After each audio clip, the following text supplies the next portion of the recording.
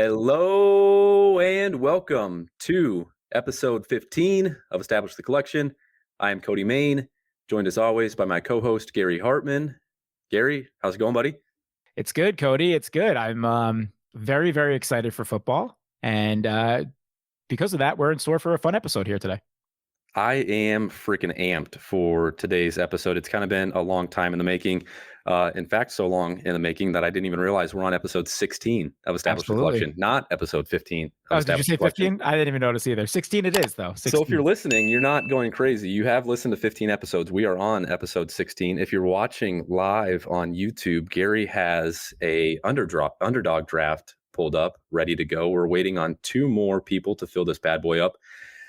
We've got a fun show for you today. We're going to do a best ball sports collectibles crossover here where we're going to talk through some best ball strategies, some player ADP, some player fantasy outlooks, but we're all going to tie that into sports collectibles and their card markets as well. Gary and I both come from fantasy football backgrounds. That's where this whole venture started for both of us. So I'm honestly excited for this as much as I've been excited for any show that we've done together. Yeah, this is going to be a lot of fun. I had been telling Cody recently that over the last couple of days, as we just filled this up, so we'll get started in about a minute or two here, but I've been really grinding the best ball streets, and we came in at 1.4. I will take it. Hey, I will take it with the 4th pick. So we're going to have some fun here. Cody and I are invested in this team together. If and when this team wins $1 million, and this is the $25 entry, the $1 million tournament for Underdog, we will split that money. So we're very excited about this. And we should say, obviously, our friends over at Underdog, we have a great partnership here with ETR, right? Right, Cody? Absolutely. ETR are the friends that made this whole thing possible. So if you have not yet, please head to the site, purchase the draft kit. When you do, you're eligible for a free $10 if you're already a Underdog user, or $35 if you're a new user.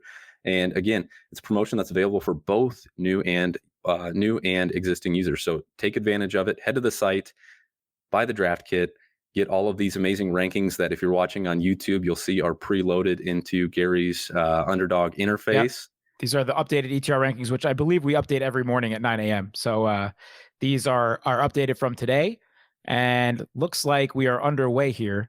And as we get through players, we'll talk about their card market as well. So we'll see. Usually we just had Christian McCaffrey and Dalvin Cook go 1 and 2. That has been standard for this season. We'll see where 1.1.3 goes, and then we are up next. Yeah, this is going to be pretty hectic. It's going to be a lot of fun. Yeah, so we have 30 seconds per pick here. So yeah, as Henry goes off the board. 3. What would you do here, Cody? I've listened to enough Levitan and Silva that as time's already running out that I don't want Kamara. So yeah. I'm going to defer to you, but I'm not a fan of Kamara at 104 right now, given their situation. I'm with you as well. And I actually think I'm going to go Kelsey here. It's a pick or two before ADP, but I like having that probably the most stone cold sure thing in all of fantasy sports. And I don't have too much exposure to him in my draft so far. You have to take him usually between that 4 and 7 range. I have no problem doing it there. It's an interesting pick to get started too on discussing card markets, right? Because a tight end, not someone that we generally think of as having a valuable card market. If you look at Travis Kelsey, he's coming from the 2013 Topps Chrome rookie class. His PSA 10 rookie card has a pop of just $152.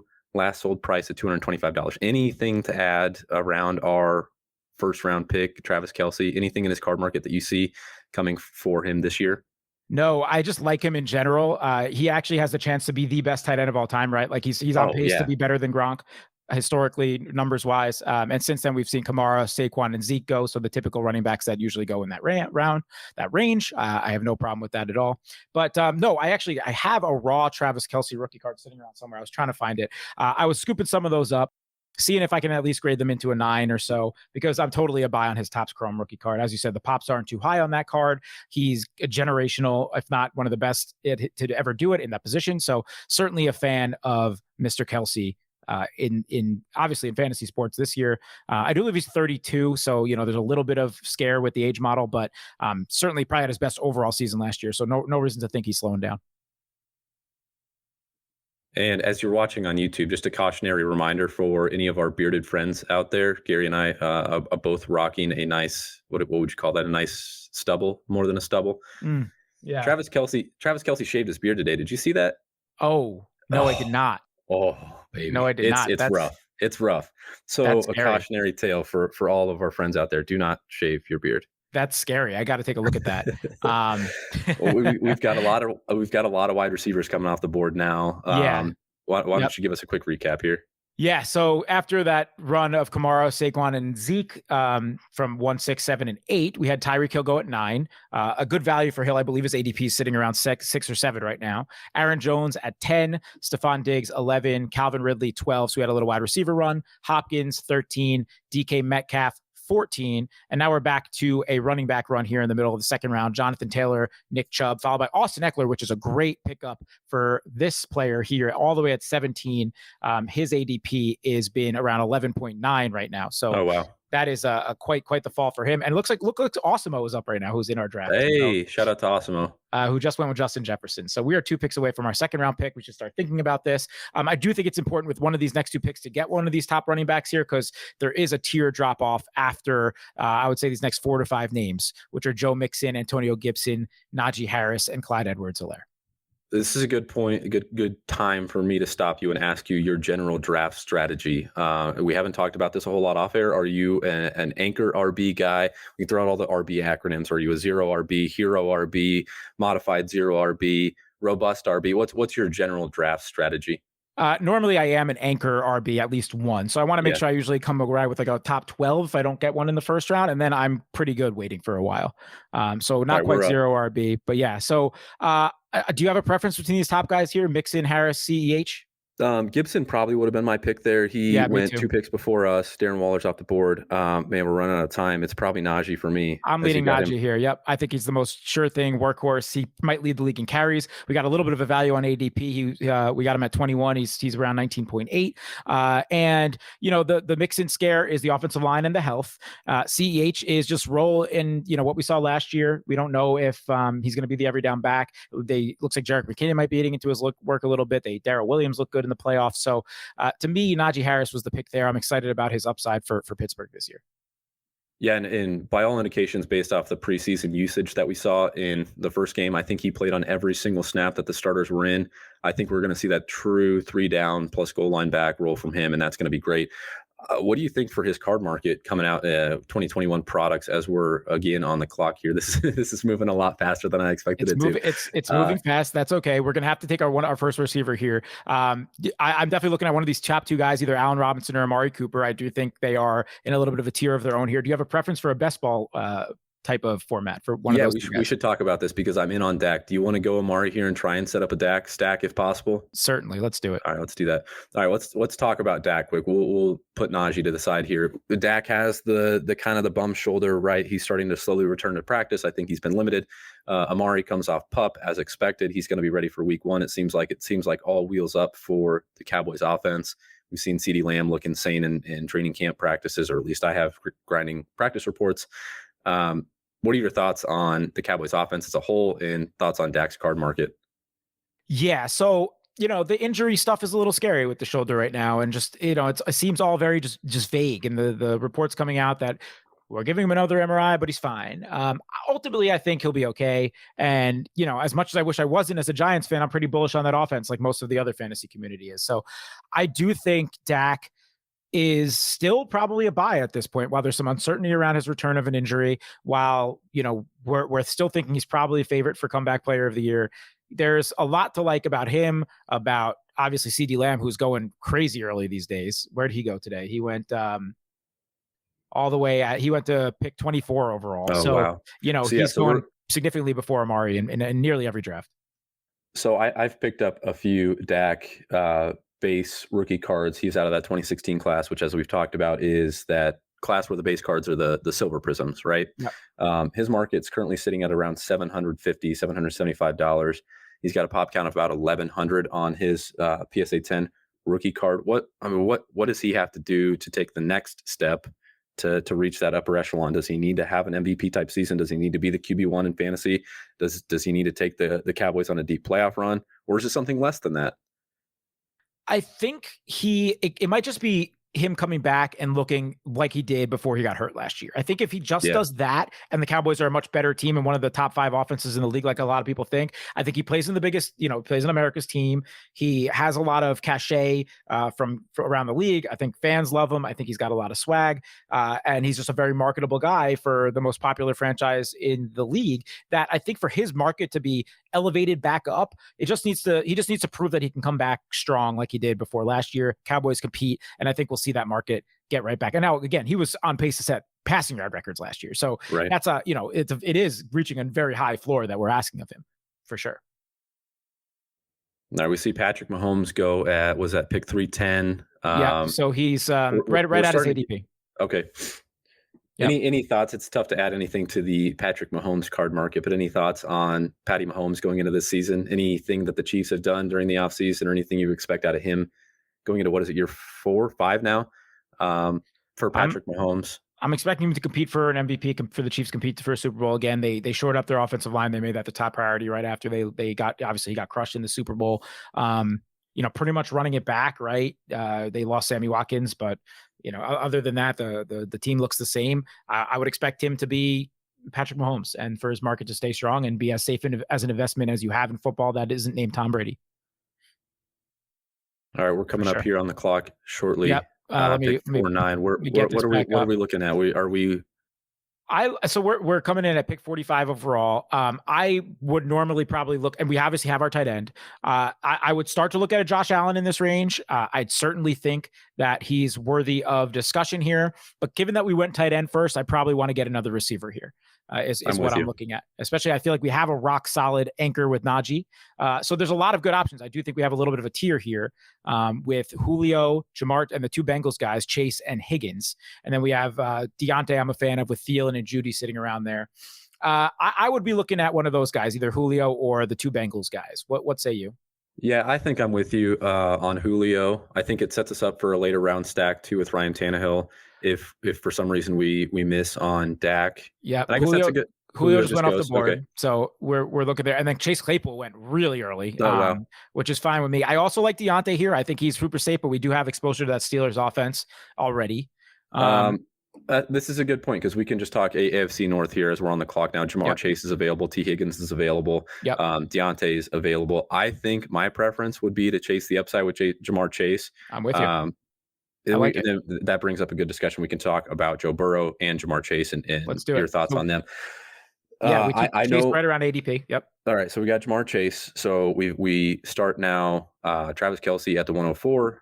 Then bring it back with Najee. We got our 2 wide receivers, Amari Cooper and Jamar Chase, as we hopefully round out a couple stacks here. We're going to be on the clock shortly as we wrap around here in the 5th round. But I want to get your thoughts on Joe Burrow. I know when we talked about our buy segment a couple episodes ago, you were in on Joe Burrow. What do you think? Where are you at, not only from a fantasy perspective, anything that's changed as the offseason has progressed on where you were at with Joe Burrow in this offense? No. I mean, you just have to try not to read too much into training camp reports, right? Apparently, he's coming along a little slow. He's admitting that he's taking a while for him to get his feet back from under him. So that scares you a little bit, but I don't think I'm too scared about it. I think that I'm concerned about the offensive line. That's not going to change, but I do think if he can get on the field. Ultimately, sooner than later into the regular season, we'll see Joe Burrow with his dynamic weapons put up numbers. We are back on the clock there. In my mind, I was leaning Deontay Johnson with this next pick who just went. I do like to go receiver again, usually here. But, you certainly can make an argument for someone like, Miles Sanders is the top running back available with a big tier drop off after that. Do you have a preference here as we have 10 seconds? Yeah. Are we thinking Dak comes back possibly? So I'm with Judy. I'm on Jerry Judy because we can talk about Drew Lock at the end of the draft, maybe. I like it. I like Judy. I don't have too much exposure to Judy. So what we're building here, and we just took Jerry Judy there with the 52nd pick, is a high variance team. So I think this team has a really high ceiling. Also probably has a pretty low floor. We have 2 anchors, I think, that if they are healthy, we know what we're getting out of Amari Cooper and Travis Kelsey, probably 2 of the safest anchors at their respective positions, which is great. But the rest of our team we have 2 rookies, probably the two most exciting skill position rookies on the season in Najee and Jamar, and then Judy, who everyone's predicting, a second-year breakout for, and a lot of the advanced stats liked a lot of his stuff from last year as well. So I certainly am behind all of our picks, and if everything hits, I think this team has a very solid core. Yeah, and if you check out a lot of the information on the site, you'll see, I think Jack Miller's done some good stuff on this too. Jack Miller writes for Establish the Run and is a good follow on Twitter as well.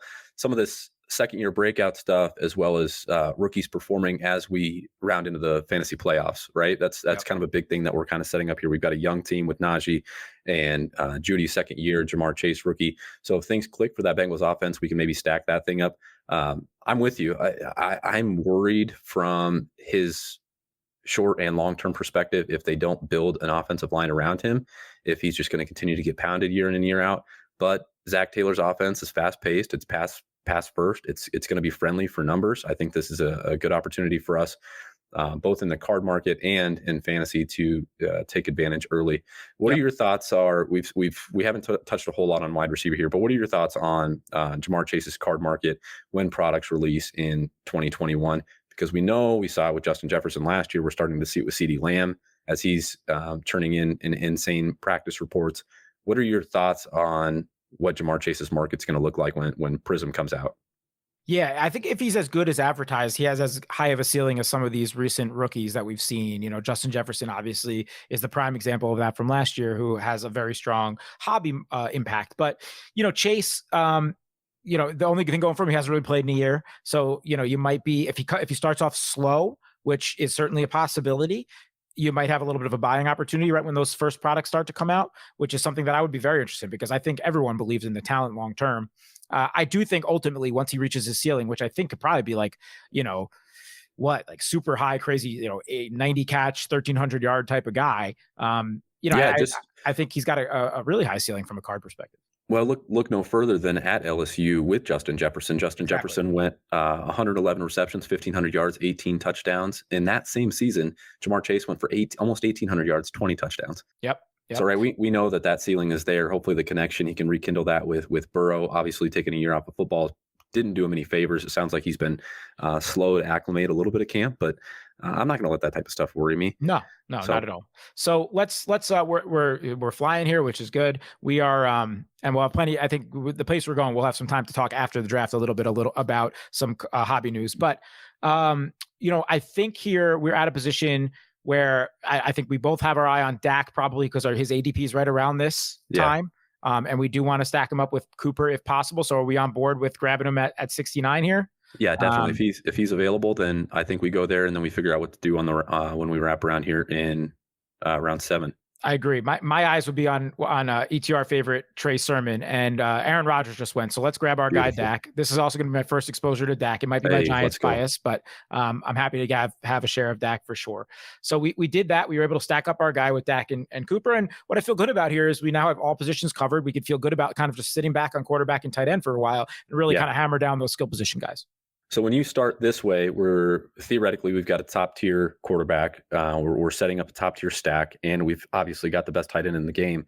Are you going 2 quarterbacks, 2 tight ends, almost no matter what, or are you waiting till you see how that second quarterback, second tight end shakes out if you decide to go for a third? With Kelsey, 90% chance I'll go 2 tight end. Unless somehow some weird ADP, somebody falls really late in like that 17th, 18th round, and we feel good about our depth at the other positions. Dak, Trey Sermon just went. That's okay. Dak, I'm going to take a wait and see approach. I think we see there for quarterback. It really all depends on ADP there as well for me. If there's a value that pops up in that 12th, 13th, 14th round range of kind of somebody that's worthy of taking as a third quarterback, maybe we look into it. But yeah, in all likelihood, it'll be a 2 quarterback, 2 tight end team. All right, what are you thinking here positionally? Are you thinking Kareem Hunt's on the board for running back? We've got I'm not in on Myles Gaskin. I don't know if you watched preseason week 1. He was definitely outplayed by Malcolm Brown. Hunt was just scooped up. So I actually think what we're going to end up doing here, if you agree with me, because I'm with you not being on Gaskin. That's too scary of a backfield situation for me. I'd rather wait till we come back around, I think, on running back again here. And maybe we nab 2 on the next come at 1.4. I think we just keep hammering receiver here, personally. What do you think? Who do you have your eye on right now? You said you were on Deontay. Are you on the Pittsburgh passing attack as a whole, or was it just a Deontay thing? Or it was more of a Deontay thing personally. I just love that guy's upside the targets, and clearly he's a Ben favorite. Mike Williams is a guy that I don't have too much of. We're about a pick after his ADP, and if we're just going to stick to that high ceiling type of team, that's somebody that I would look at here for sure. Yeah, I'm with you. Let's snag Mike Williams here. All right, so we got some Mike Williams action there, and then go ahead. You're in on Josh Palmer. Josh Palmer's a rookie coming out. What round was he drafted in? Was he a third round? Was he later in the third round? Fifth round. Okay, so fifth round rookie Josh Palmer. Sorry. We're in on him. I'm doing this. Oh, you're right. Third. I'm sorry. You were right. Third round pick from Tennessee. 77th overall. That's what it was. Yeah. Mike Williams is a free agent. What does this receiving situation tell you with Keenan Allen, with Mike Williams, with Josh Palmer, who has apparently been lighting up in camp? You can talk more about him. Does this set up well for Justin Herbert and his long-term outlook and his outlook for this year? Or doesn't make a difference for you now? Oh yeah, I'm all the way in on the Chargers offense. I think for sure. Them shoring up the offensive line. If they can keep Austin Eckler healthy for the year, who I'm really high on this year once again, and I tweeted yesterday off of Levitan's tweet how much I like Josh Palmer. I think we're both in on Josh Palmer. And the problem with Mike Williams, who we just drafted, is he has a very, very hefty injury history. However, we did see him have a pretty strong connection with Herbert towards the end of the season when he stayed on the field. So I like having Williams on this team, and I think Palmer would be a very nice handcuff to Mike Williams. Handcuffing receivers, you could take it or leave it, but in this particular instance where he's our fourth receiver and Josh Palmer's already said to have won that third receiver role, that's somebody that I would be looking to target at the end of this draft for sure. Yeah. And we've talked at length about, Prism products for the ultra modern stuff, right? 2019, 2020, and coming up in 2021, I'm sure is going to be wild as well. But if you look at Justin Herbert's, basically his outlook, just using his Panini Prism PSA 10, we've been pretty stagnant. We've seen a pretty wild drop off recently in the last couple of months, but we've been pretty stagnant recently. You mentioned the offensive line.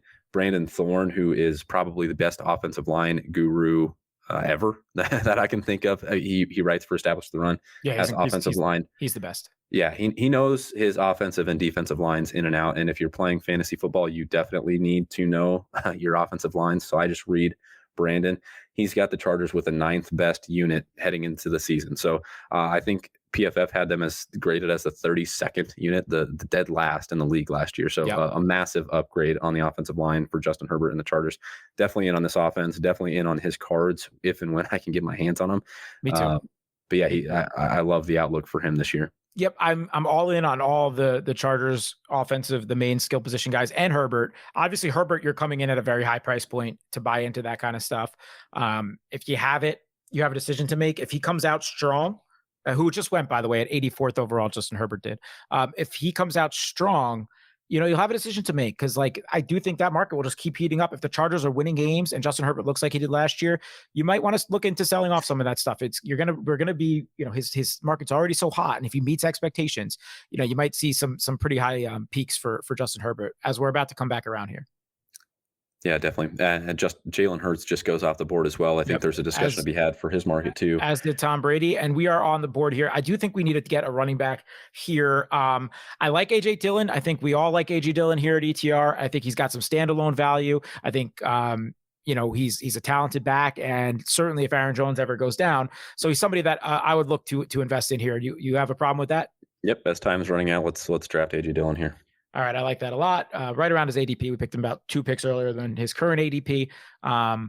If memory serves, AJ Dillon is big into the cardboard himself. I think he's collecting his own cardboard, if I'm not mistaken. Which you like to see. Bet on yourself, kids. Bet on yourself. And it's so hard for first of all any running back to be a true workhorse these days. We've seen, we saw what Jamal Williams was able to do last year in that number 2 and pass catching role. And I think AJ Dillon, who is a more talented overall back, probably, especially in between the tackles, will have some real opportunity to get some regular carries, on any game. And we'll see what happens with Aaron Jones staying healthy for a full 17-game season.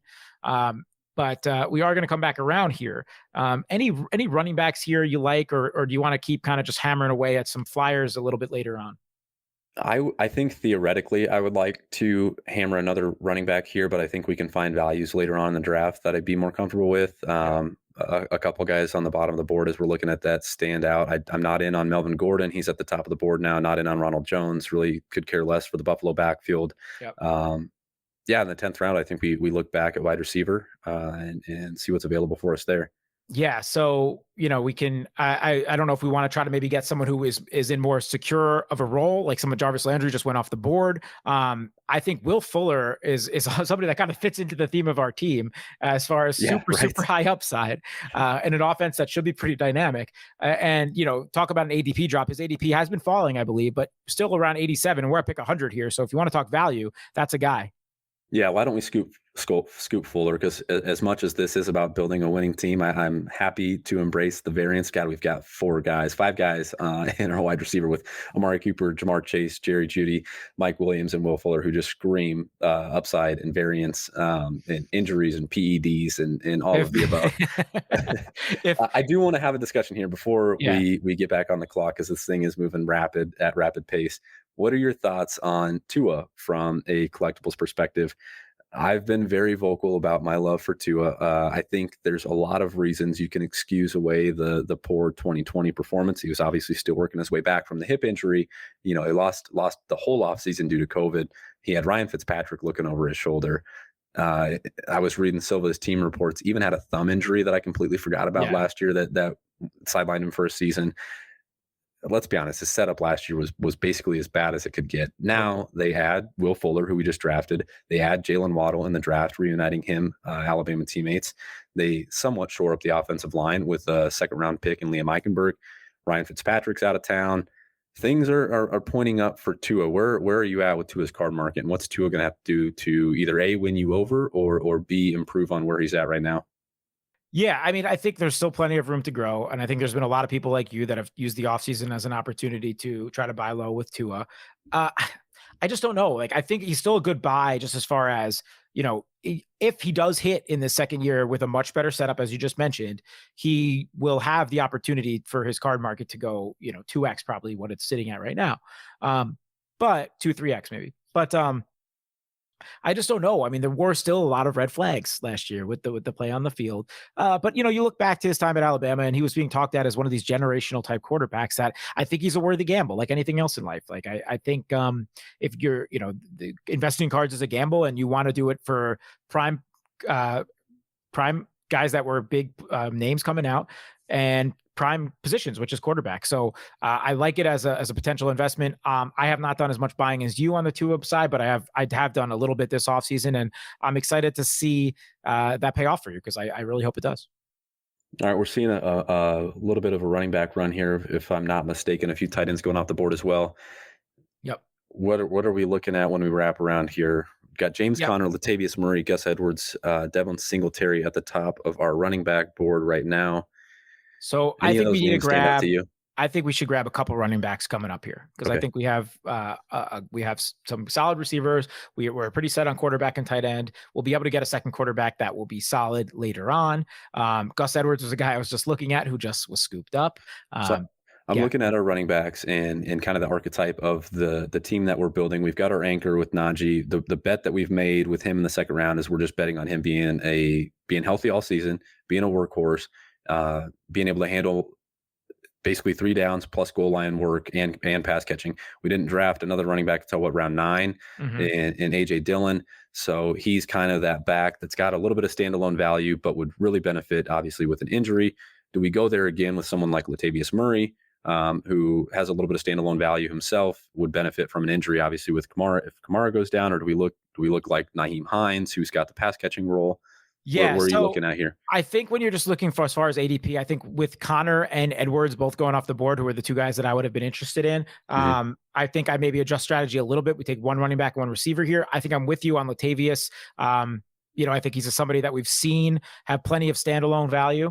We took him a little early on ADP, but it's kind of where we are positioned in the draft, where we need to snag these running backs with a lot of other people only having 2 on the roster.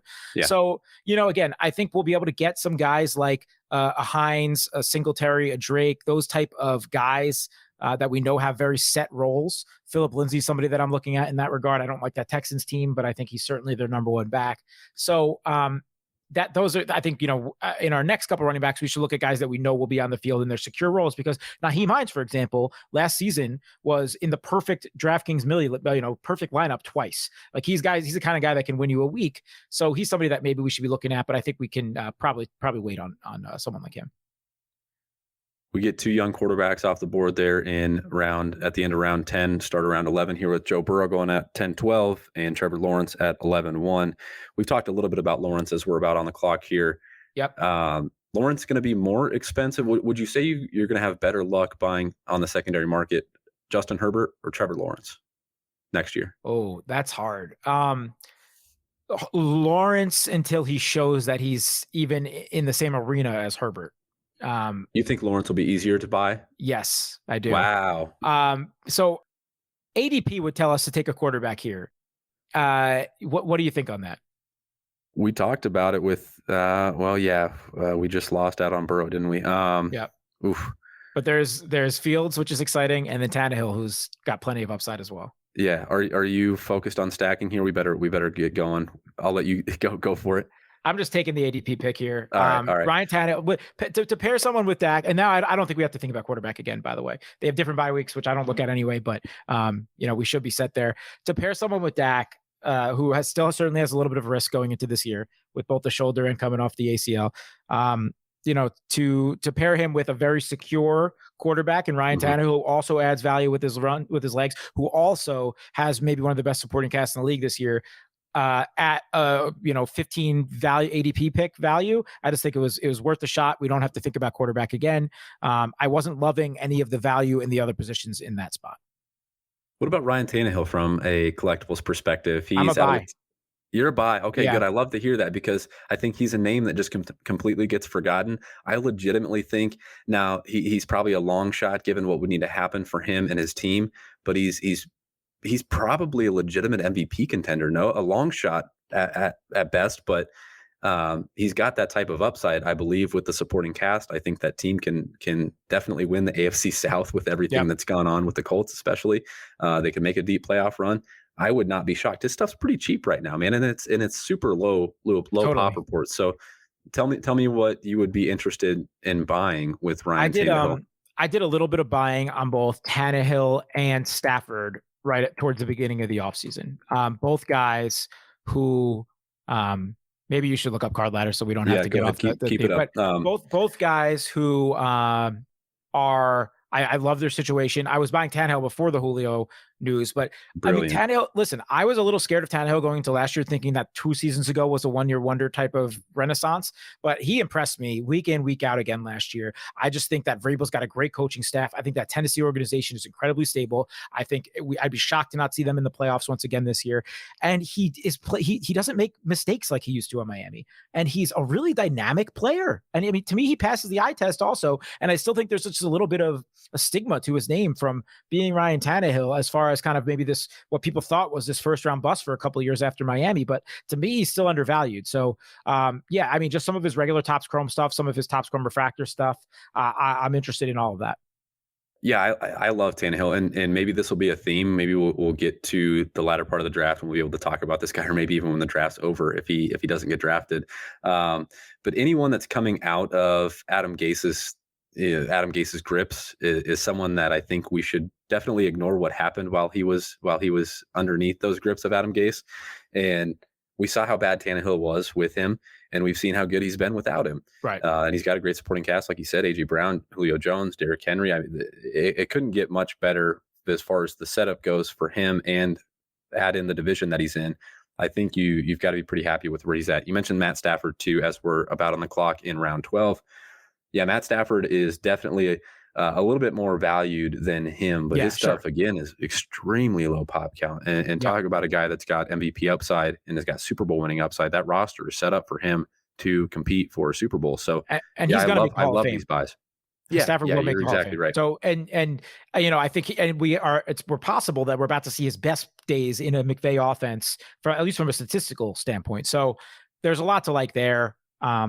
I'm a fan. I'm just a fan of investing in quarterbacks long term, man. If these guys are making Hall of Fame runs, if they're making MVP pushes, if there's any chance a team can make once you add that ring on their finger, it changes their whole legacy. So quarterbacks is maybe I'm old school with my football investing. I don't do too much on the skill position side as we're on the clock here. But quarterbacks to me are the way to go. And we keep getting sniped because Kenyon Drake was the guy I had my eyes on, somebody that I think could eat into that role in Vegas there. But the way this team's set up, and I think we have two backs that have standalone value. We've got a back that's got standalone value, right? In Najee, we've got two backs that have a little bit of standalone value and definite handcuff upside, if you will, if their teammates go down. I love Nyheim Hines here, who's going to have the pass catching role. It just kind of fits with the build of the team. I completely agree. It's right around his ADP, right? And so what we just did with the Hines is, I think there's also a little bit of a misconception. If this was regular season long fantasy, right? Yeah.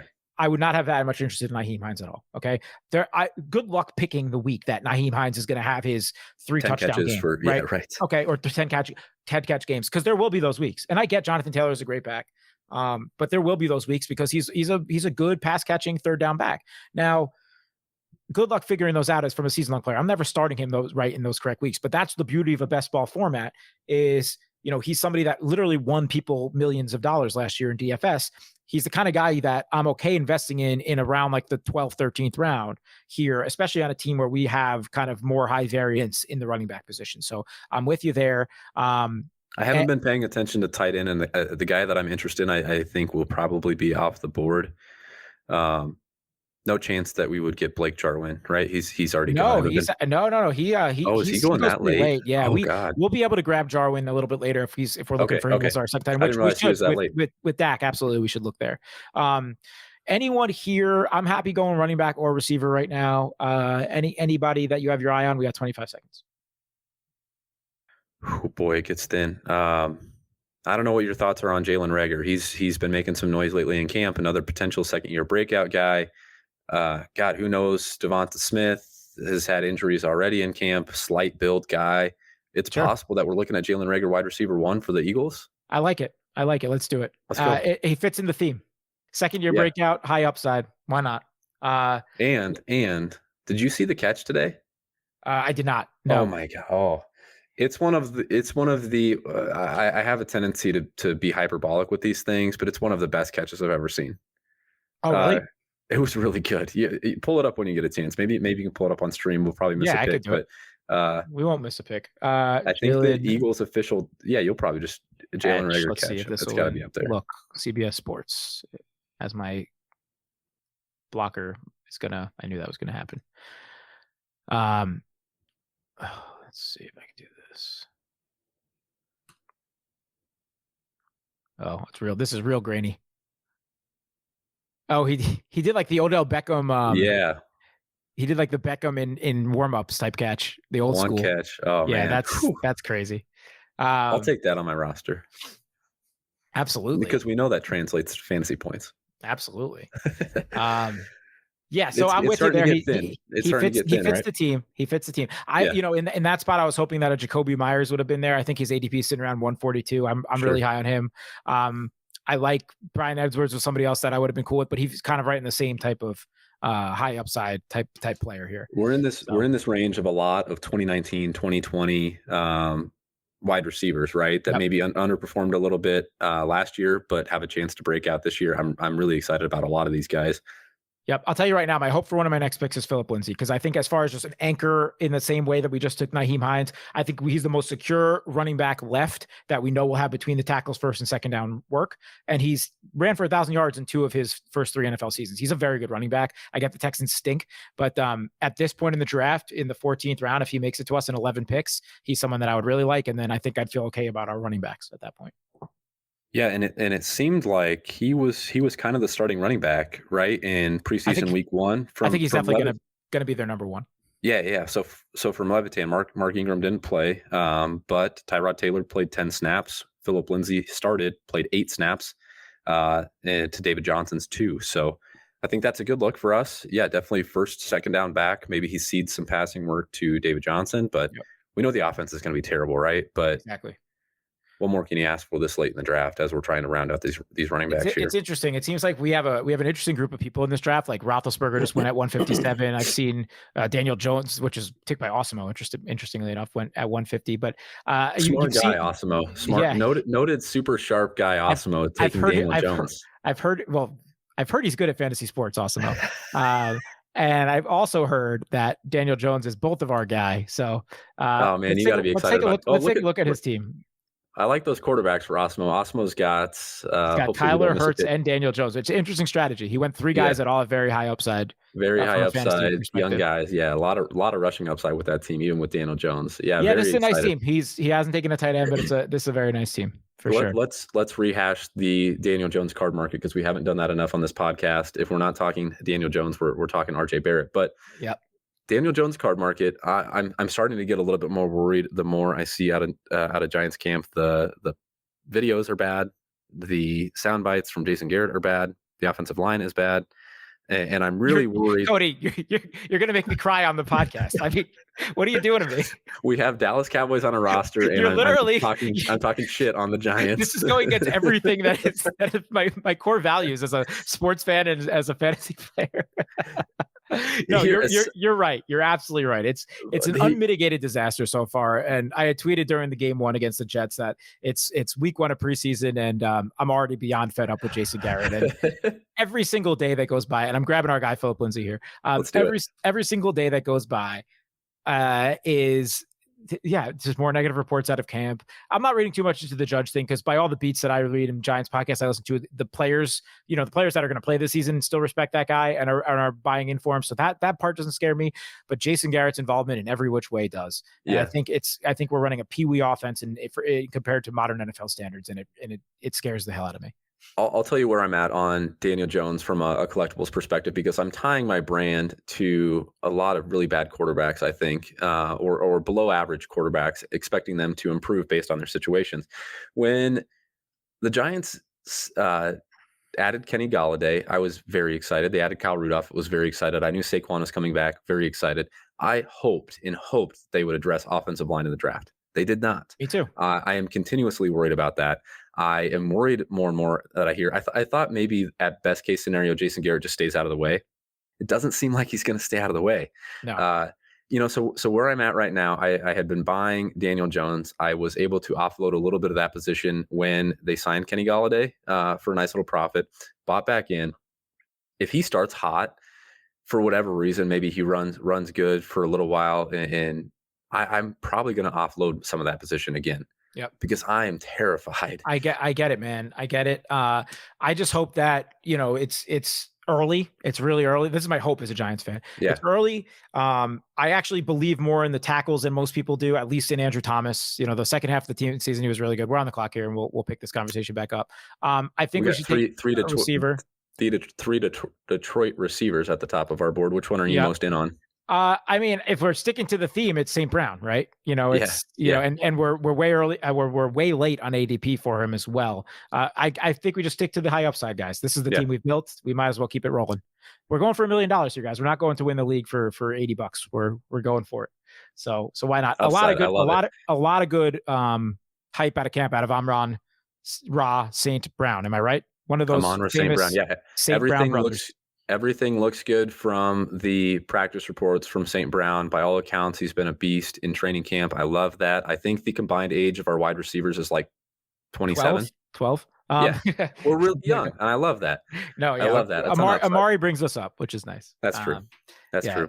It's a different team, actually. Like, I've had probably in most of my best ball teams a little bit more balance in this, but that's not necessarily a good thing. I might lack the upside on some of the teams that I've drafted, where I think this team has plenty of upside, right? If Dak comes back like we think he is, if Najee is a top 5 back, which is probably what his ceiling is, if AJ Dillon gets more work than expected or something happens to Aaron Jones, and then we've talked ad nauseum as we've gone on about all of our high upside receivers, and Kelsey's the anchor. There's plenty of upside on a team like this. Yeah, big fan of the way this team started. We got a little bit of time here. Going back to the Giants. We'll go back to the Giants. Yeah. So that's my optimistic outlook is the offensive line is just solid enough. And there's a little bit tweaking because I don't trust Garrett, but like somebody walked in. I don't know if it's Freddie Kitchens, not that he's an expert offensive mind, but somebody stepped in and said, hey, here's the things that we need to do. And even if it's just creating your own time, because we know Daniel Jones can't handle any pressure, but just creating your own time with your legs. We know he's good with his legs, even if it's just more design plays of rolling out something to implement into a modern NFL offense. I haven't seen it yet. We haven't heard any good reports out of camp yet, but we have to remind ourselves that first preseason game just happened. And, maybe if it gets even more dire than it already is, Joe Judge steps in and let someone else come in and make some changes to that offense. That's my hope. Yeah, I'm with you. Gosh, I was just so excited about the Kenny Golladay signing, and it seemed like they were doing things the right way, and obviously being excited about Saquon coming back. And, looking deeper into the numbers, the stats won't be friendly to Daniel Jones if you look at him from a surface level perspective. The turnovers are obviously bad. The Giants' offense was really bad last year. But I think there were some cases to be made that he was better than the numbers let on. So I was excited. I'm starting to get a little bit less excited, and I'm now staking my name. If you guys aren't following me on Twitter, you probably shouldn't, because I'm just out there shit posting a lot. But I'm now staking my name, my family's legacy, my family lineage, my ancestors' great name to one Drew Lock. So I got to be really careful about the amount of bad quarterbacks that I put my name behind.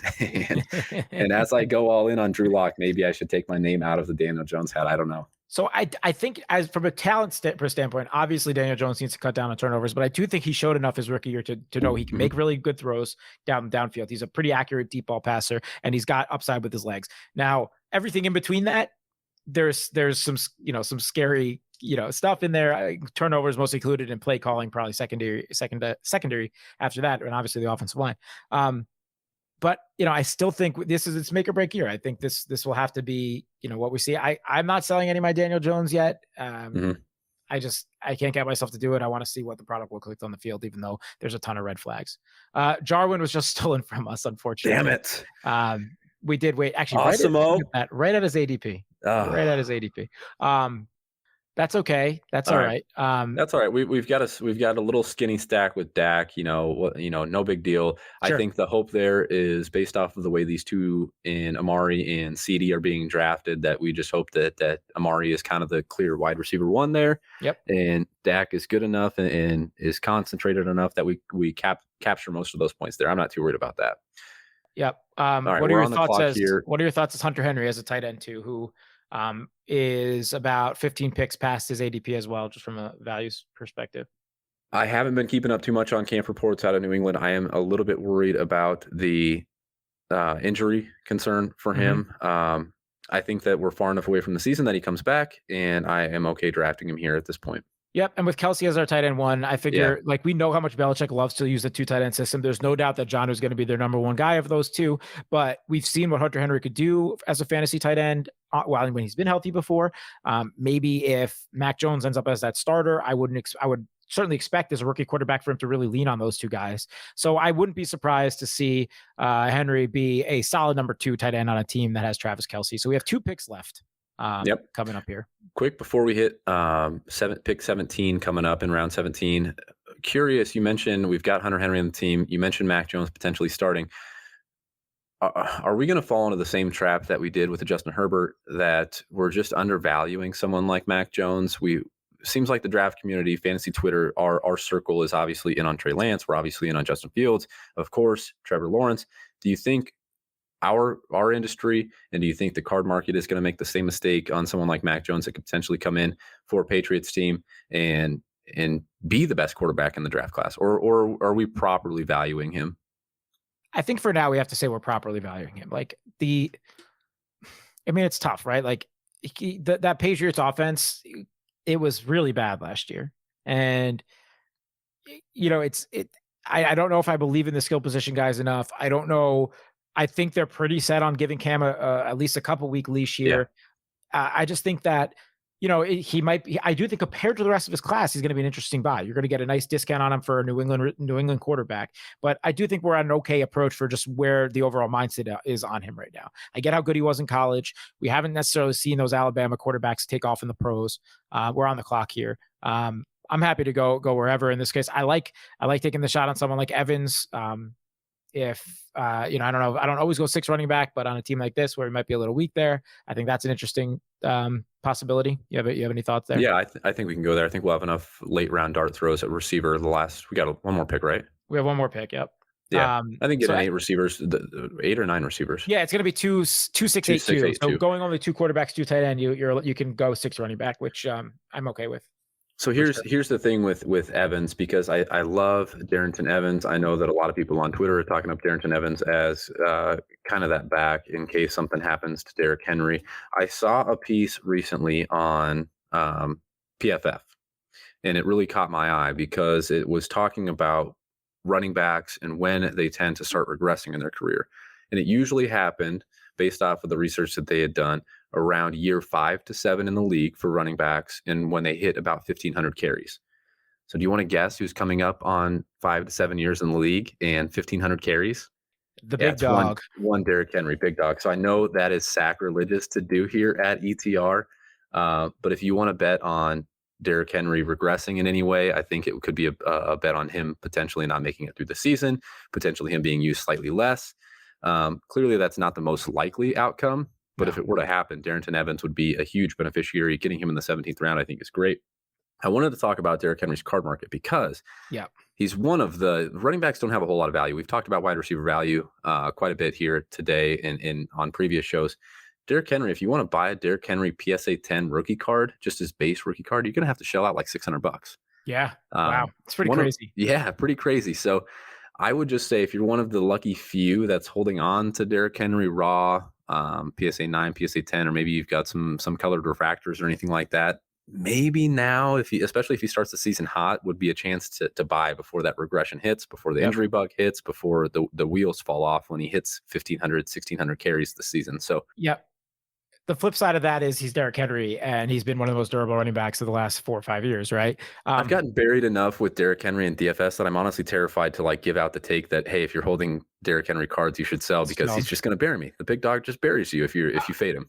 I do think, again, I think the Titans could be a contender this year. I don't know what their upside of their defense really is, but I think their offense is going to be really, really strong. So, I think you can see both sides, but I think Evans in the second to last pick to wrap it all back around, and the second to last pick of a best ball draft makes a ton of sense as your 6th running back for a guy and that's kind of what we built, right? We built high upside guys with Harris and possibly Dillon, and then with Murray and Evans as kind of those true handcuffs that if their number 1 goes out, they're top 10 running backs every week, right? So, that's what we're looking at there. If our guy Palmer falls to us here, I think we should end the draft with our guy Josh. Yep, I'm cool with that. Every single time we bring up a name, they get stolen. It's unbelievable. Someone's listening. Truly, someone's in the stream. We're not even technically live. It's a private stream, but I think you're right. I think someone's. So CJ Uzomah, I don't think I've ever seen him go. Oh wow, Cincinnati tight end. Wow, interesting. Awesome knows best. Awesome knows what he's probably auto. I guess we'd be able to tell if he was auto drafting, right? But he's probably just robot. He's got a queue or something up. Any other? I do think we should take a receiver here. Yeah. Any guys, as we're 2 picks away, a bunch of interesting names. You've been in those preseason streets. Any Eskridge news you could give me? Tyron Johnson, Kadarius Toney, any of these type of dudes? No, Eskridge has been out. Doesn't sound like he's practicing even yet. He might even start the season on PUP. Not in on that. I'm not in on 5'9", whatever, white Hunter Renfrow type receivers. That doesn't move the needle for me. Same with Adam Humphries. Yeah. Olamide Zaccheaus might be what the wide receiver 3 in Atlanta. I don't know. Yeah. That might make a little bit of sense, but I don't know. As you go further down that board, there's just not a lot there. I mean, you like shares of the Chiefs with Robinson, but I think that Hardman's probably ahead of him, and I think Byron Pringle, there's been some buzz there too. So, I'm okay going with the Zaccheaus type. I've taken him in this exact spot in the last round of a couple, and the same thought, right? He's an injury away from being a top 2 wide receiver in that offense, which should be a fantasy friendly offense. Let's take the shot. Let's do it. All right. Why don't you recap it for the people as we draft our last pick in the 18th round? Yep. What do we got? So we're projected for 2,800 points, which is kind of right in the middle of the road for a best ball team, which makes sense. As we said, this team is probably one with a lower floor, but definitely a higher ceiling. This is a fun exercise, trying to talk it through. Obviously, things go a little bit fast. Yeah. But I mean, we could break it down. Maybe we'll talk a little bit more in depth about card guys here. But we went. I'll go with our team by position instead of by how we drafted. We ended up with our little Dallas skinny stack with Dak Prescott and Amari Cooper, who was our wide receiver 1. Our quarterback 2 is Ryan Tanehill. We got into good value there. We're both pretty bullish on that Tennessee offense. Running backs, we got Najee Harris, AJ Dillon, Latavius Murray, Nyheim Hines, Phillip Lindsay, and Darrington Evans. Wide receivers, we got 8. We got Amari Cooper, Jamar Chase, Jerry Jeudy. Give me 1 second. I'll tell you the rest. Mike Williams, Will Fuller, Jalen Reagan, Amon-Ra St. Brown, and Olamide Zaccheaus. I don't know how to say his name. Good enough. I can't count on you to pronounce preseason names correctly. I can't hold you to that. That's my specialty. Yeah, so sure. Olamide Zaccheaus. Thank you very much. I appreciate that. Olamide Zaccheaus. And then Travis Kelsey and Hunter Henry at tight end. So what are your thoughts overall? Love it. Yeah. I think if I had one, we got sniped on Jarwin, obviously. It's really hard. Sniped on a bunch of guys. We did. It's really hard to try and track this thing, talk through card markets, also focus on the draft. I think one mistake, I didn't even pay attention to where Michael Gallup went. I think I would have liked having Gallup as well if possible. Obviously, Jarwin. And then I just had it in my mind that we had Julio on the team because we were sitting there between, I think it was in round 3, Julio or Jamar Chase. He got sniped too. He was someone that got sniped. We had a ton of guys that got sniped. So we have some sharp people in the draft for sure. Yeah, definitely. No, I'm really happy with the team. I think the running back archetype, which is the hot button topic, especially if you're paying attention to fantasy Twitter, just trying to build out the running back room that you want to see on your draft. I think we did that the right way. We obviously anchored with Najee. We're expecting him to be kind of a beast. And then we've got a couple guys that have a little bit of standalone value, whether it's pass catching or maybe goal line roll or maybe get a couple first and second down carries. And then definitely some guys that have upside if for some reason the guy ahead of them goes down. Yep. So very excited about the way that shook out. I think the path to this team winning, right, would be obviously Dak and Amari being those, Kelsey being Kelsey. Harris has to hit his close to a ceiling, which I think is top 10 running back for this year. Mm-hmm. And then one of those other guys, either Dillon, Latavius, or Darrington, unfortunately, probably stepping into a bigger role than we expect. I think if that happens, this team has a chance to win this league for sure. And then we need, again, we took a shot on 1, 2, 3, 4, 5 of our, receivers 2 through 6 as kind of low floor, super high ceiling guys. So I think of those 5, we really need 3 to probably reach their potential. And then we're sitting with a pretty competitive team, I would say. All right. If you can go to the draft board, as I bring this name up, if you could pull up, I wanted to, if we weren't going to get a Dak stack, I was really hopeful that we would get a Bill stack. And so I wanted to talk to you about Josh Allen and where we're at with Josh Allen's card market. It's funny. I thought we might do this. So let's go. This is a rated rookie Donruss PSA 10, but I sniped this at like a 1 a.m. auction recently. Those are the best.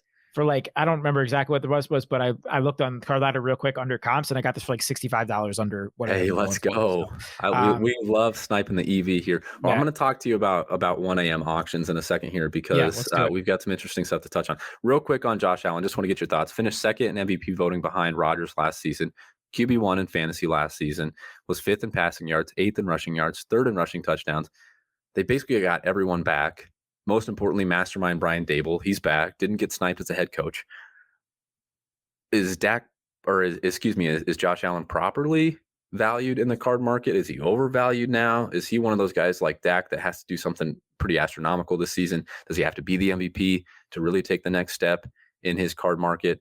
I just wanted to get your thoughts. I wouldn't say he's necessarily a polarizing name, but it's just an interesting name because he did kind of come from the third year leap. The leap that Josh Allen took was something that we've rarely seen or never seen before. So I'm curious where you're at with Josh Allen. He is such a freaking stud. It says a talent that he's one of the few guys. And the reason I was such a buy on Ryan Tannehill before is because now we've seen it for 2 straight seasons. I like having that really secure sample size. Yeah. But what we saw from Josh Allen last year, that's not a fluke. That's not a fluke. No. It's kind of like, this is a really weird comparison, but it's like what Julius Randle just did for the Knicks, becoming second team All-NBA. He might regress, but he took a leap that people weren't expecting late that point of his career, right? I think Josh Allen did the same thing at even higher level. Obviously, he's a top 3 quarterback in the league now, right? I'm not comparing the two guys. I'm just saying, it's something that even though it's a 1-year sample, it's not like he was bad in year 2. He had taken enough of a leap for people to be excited about him as a sleeper last year, right? Mm-hmm. And then he just played at an astronomical level that I think his market is pretty fair right now. And all he has to do just to sustain that market is come out and be Josh Allen again. And his ADP on the Underdog is 50. He went pick 50 in this draft. And I am totally cool with that. I'm not somebody actually, and I was happy to do it with the Dak in this space because we were trying to get a little Cowboy stack going, but I'm somebody that, he's like pretty much him. And then when Lamar slips a little bit are the two guys that I've been targeting in early to middle rounds at all. And then besides that, I've been pretty much a wait on quarterback guy. But I think Josh Allen coming in 2 rounds later than Patrick Mahomes is ridiculous value, honestly. And as you can see, where I'm trying to snipe auctions for Josh Allen, I'm all the way in on Josh Allen from an investment standpoint. I'm in on him as a Super Bowl contender this year. I'm just in on the guy being an all around excellent quarterback. Yeah, I'm with you. His card market had an interesting run after the run that the Bills made last season, getting knocked out in the AFC Championship game. They basically, Allen had peaked at around 900, right around $1,000, maybe, if you will, in that range. Quickly dropped off after they got bounced around $700, and then spiked in the offseason, early in the offseason, which is not something we generally see. Got all the way up to about $1,400. That also coincided with the peak of kind of the card market before things cooled off a little bit. So there might just be some natural pumping there, if you will. And then it quickly cooled as the card market cooled a little bit, down to about $700 in June. We're back up now. Up now. So the buy low window, the off-season buy low window, as people start to expect football season to come back and expect the performance from Josh Allen, we're back up to around $900. So that's a good point too, by the way. Sorry, not to cut you off, but like we are entering this time, and we talked a little bit about this probably a couple episodes ago. Now the preseason's back, the training camp's back. We are entering the time for sellers. Okay. If you're sitting on a position of a guy that has had a lot of hype coming out of last year, and that hype's starting to ramp up again, and you need to either liquidate or you're a little scared of schedule, maybe early season schedule, whatever it is. I'm just talking, from a large point of view. You're at a point now in mid to late August where you can start to look to sell again for football for sure. And what a good way to do that without even having to see the player that you invested in take a snap, or worry about injury, or worry about poor performance. Exactly. You can profit on literally just the hype of the guy. You just got in early enough. So it makes a ton of sense. Good point. All right, you mentioned sniping 1 a.m. auctions. Mm-hmm. Anyone that's paying attention to the hobby saw the news today that eBay has banned. Is that the right word? eBay's banned Pwcc for suspension, banned until further notice. Yeah, it sounds like they're done, right? All right, so eBay suspended, banned, whatever you want to call it, Pwcc, probably the biggest seller on eBay for shill bidding. And then Pwcc responded saying that the claims are outlandish and not based in fact and things of that nature. Anyway, the hobby doesn't let us sleep. A whole lot of drama that I'm sure is not completely unfolded yet. What are your takeaways initially, as we're 12 hours not even removed from the eBay Pwcc saga, and kind of get people up to speed on that, if you will? Yeah, so just quick background on what Pwcc is, because we haven't talked a lot about it. They are a trading card marketplace and vault. They're probably one of the biggest third-party, non-eBay marketplaces on the web. A lot of people have accounts with them. They send cards there for both storage and for consigning. So they pride themselves on being cheaper than auction houses with, as far as high price items with fees, and as well as being cheaper on eBay. They also basically, this is my understanding, I have not used Pwcc, but the reason that they're so present on eBay is because they will, especially when things are in the vault and a seller says they want to sell that item, they can put it on eBay for a higher price than is listed on Pwcc to give it more eyes. And that's kind of some part of their business model. Now they also have auctions clearly for high price items, similar to the way Pwcc does, that are kind of those auction house type of listings. Now this is where they're supposedly got in trouble, where they have been supposedly, according to eBay in their investigation, they had people shill bidding, which means they were coming in and bidding on these cards that were just to up the price and run up the price, which is illegal by eBay's standards and rules. So what do you, I mean, PWCC responded, said that it was basically baseless, that this information was unfounded, their employees are, upstanding citizens, and that this wasn't the case. Sounds like by the gist of the email, PWCC is going to migrate away. They were planning on migrating away from eBay services because of some competition. Sounds like eBay is more of a competitor now than they had been in the past. Are we going to see just PWCC become its own entire marketplace? Are we ever going to see PWCC listings on eBay going forward? Is it too early to tell? Yeah, being the news today, I mean, that part is too early to tell. I guess PWCC will give it a try, maybe kind of expanding their marketplace out to a bigger audience, making it more similar to eBay as far as kind of everyday auctions are concerned. I tend to believe eBay here. And as somebody that sells a lot of my own stuff without using consigners, I'm happy if this is the case and they were shill bidding. It's hard enough to get your stuff to hit top value as just an everyday guy. And when these top of the line sellers are kind of cornering the market on top tier prices and running up their own bids, if that's the case, which I wouldn't be surprised at all to be the case. I'm glad eBay's taking action. It's not a cool way to run up a sale of a card, doing it yourself. So that's just my personal opinion. I don't know what the future looks like for the company. I think they'll be fine. They have a lot of customers. Yeah, I think one of the initial takeaways that I had seen from just following the story on Twitter was some people, some naysayers, obviously are going to say that the whole bubble, the whole card market boom was. Now some of that can be called into question. Some of these prices can be called into question, if you will. Some of the top end prices that have set records and some of the top end prices that have dropped jaws and raised eyebrows. People are saying now, was that a result of shill bidding? What would your response be to the people that are questioning some of the sales legitimacy dating back to the last 18 months? It's tough. My guess would be for record setting stuff, if there's somebody willing to pay it was going to get there. Sure. For the record setting stuff. I think where you settle more in is, I don't know, we're just talking about Josh Allen. A Josh Allen card that's last two sales went for something like $4,500 and then it went for $6,000 or $7,000 out of the blue. Mm-hmm. That's the stuff that raises an eyebrow for me. And it's also the stuff that impacts somebody that is probably more in the same range as I am, with buying and selling. So that's where it hits more home to me.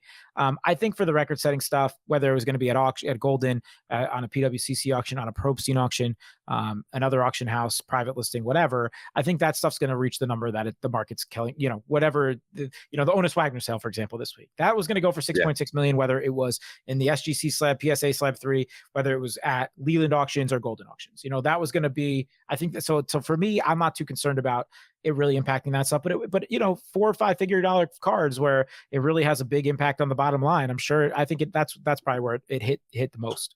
Yeah, I think you hit the nail on the head. If there are bad actors, let's weed them out in whatever ways we need to weed them out, and leave the rest of us behind to compete for what's left. You mentioned the Honus Wagner SGC3 that sold for about 6.6 million. Awesome story. I read through the ESPN article on that, and I saw that, and I posted this to Twitter as well, that the card had sold in 1973 for about $1,100, and the owner of that card sold it in 1976 for about $2,500, and was ecstatic at the time because he had pocketed $1,400 that he then used to open a shoe store.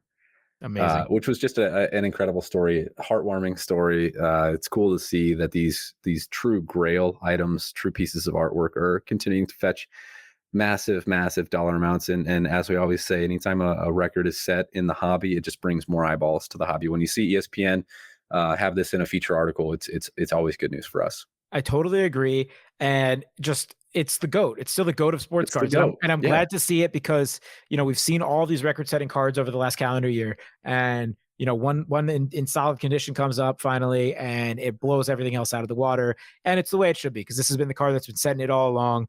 It's the original baseball card that people ever gave a shit about. And I'm happy to see it. I'm happy to see it. Should we wrap up there and maybe kind of focus on NFTs next week? Because I think there's a lot of NFT news out there. Yeah, I think that's a good place to end it. This draft was a whole lot of fun. You've been drafting more than I have. If you guys aren't subscribers yet to the preseason package, you've got 2 weeks left to get subscribed and try and come win some money with Gary and I. It's been a whole lot of fun, but I haven't been in the best ball streets, so I leaned on Gary's analysis here. I didn't realize the draft was going to move that fast on us. It was a ton of fun. It was a ton of fun to do that with you and appreciate you guys hanging out. I think this is where we leave it. We'll be back next week. Hopefully we'll have a giveaway ready for you. I teased it episode 15 that we'll have a giveaway. You guys got to pump those numbers up for us though. So if you would, please go subscribe, rate, review the podcast. If you're still hanging out, tell us what you want to see. We'll try and get it on the docket for you. And if we hit a milestone, let's call it 100 reviews. If we hit 100 reviews, we will do that giveaway. Yeah. Yep. I like that. So we'll go for 100 reviews. And when we go for 150, we'll do a dual giveaway. Cody and I both. And I didn't consult Cody here, but I'm just saying you're going to have to, we'll both give something. And maybe we'll even pick 2 winners that week. Thank you guys for tuning in. I know it's a little bit of a different episode. If you liked it, let us know. If you didn't like it, let us know. I know it did go a little bit fast. I mean, I think the draft took like 50 minutes, but the picks move so quickly that it's hard to digest. But I think we did a good job talking some football stuff. And I think there's a lot of crossover with fantasy fans out there. So hopefully you had some fun with us, because I know we did. Yeah, we'll be back next week. We'll figure out what we're going to do as we get off air here, but definitely want to touch on the Brady and Gretzky NFTs that were dropped on DraftKings. So if you guys were hoping to come here for that, we'll have that next week. Yep. Video games are going nuts. Shout out to us for being early by like 2 weeks on video games. Totally. Really excited about that on fractional platforms. So we'll have some video game discussion, although we are not experts in that industry. So check us out. We'll be back next week. For Gary, I'm Cody. See you later. Take care.